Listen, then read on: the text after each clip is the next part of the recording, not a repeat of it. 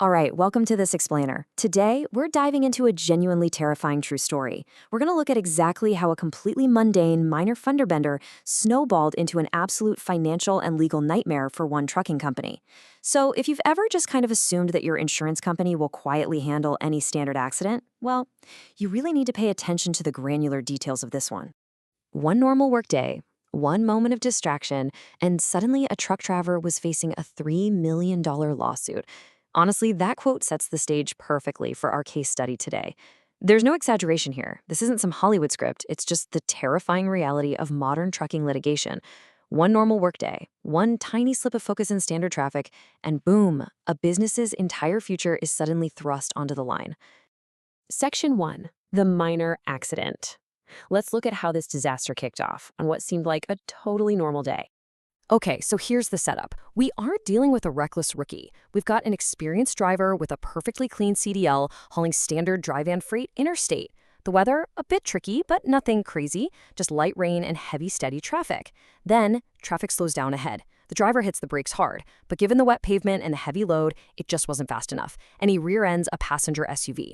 Now, at first glance, the damage looked incredibly minor. In fact, right there at the scene, the SUV driver literally said, "I think I'm okay." Nobody expected this relatively mundane collision to turn into a multi-million-dollar legal war. But watch how rapidly this timeline shifts. We go from a clean, seemingly routine accident report on day 0 to just 2 days later, where the SUV driver is suddenly reporting severe neck pain, back pain, and leg numbness.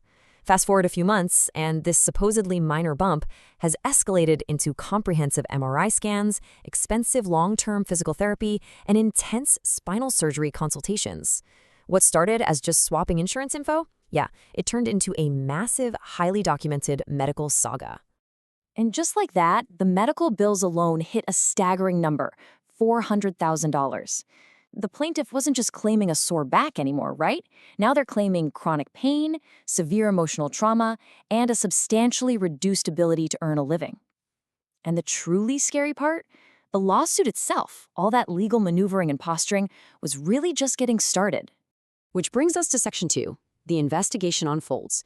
With a massive claim suddenly sitting on their desks, the major loss adjusters and the plaintiff's aggressive attorneys started digging. Now, at the scene of the crash, the driver made one massive mistake. He casually said, "I looked down for 1 second." That's it, 7 words. But that single sentence became the plaintiff's absolute ultimate weapon.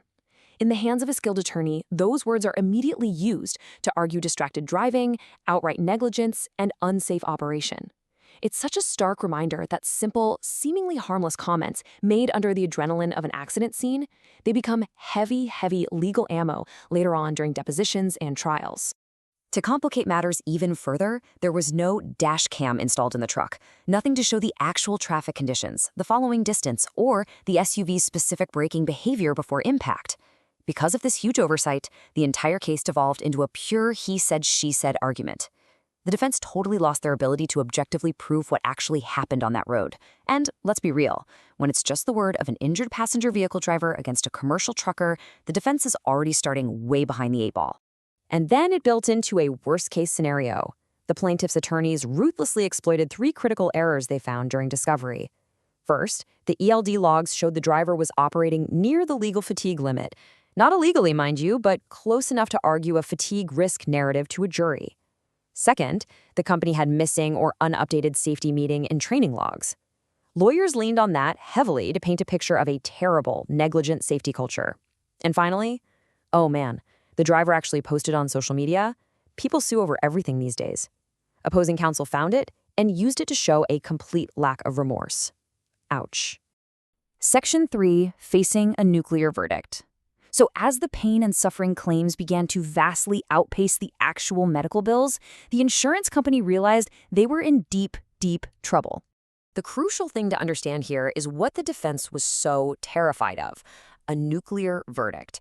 Bringing a rear-end injury case with claims of distracted driving and poor corporate safety to a jury trial is wildly unpredictable.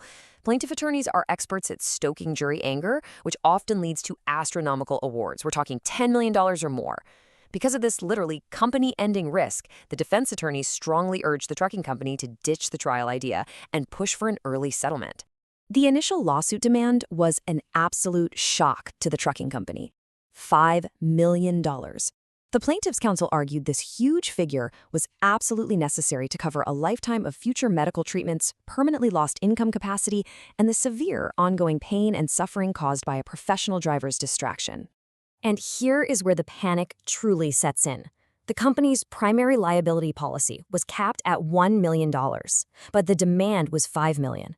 That coverage gap meant the trucking company was completely, directly exposed to the remaining $4 million. If they lost at trial, the business's actual assets, their trucks, their property, their operating capital, would literally be seized to pay the difference.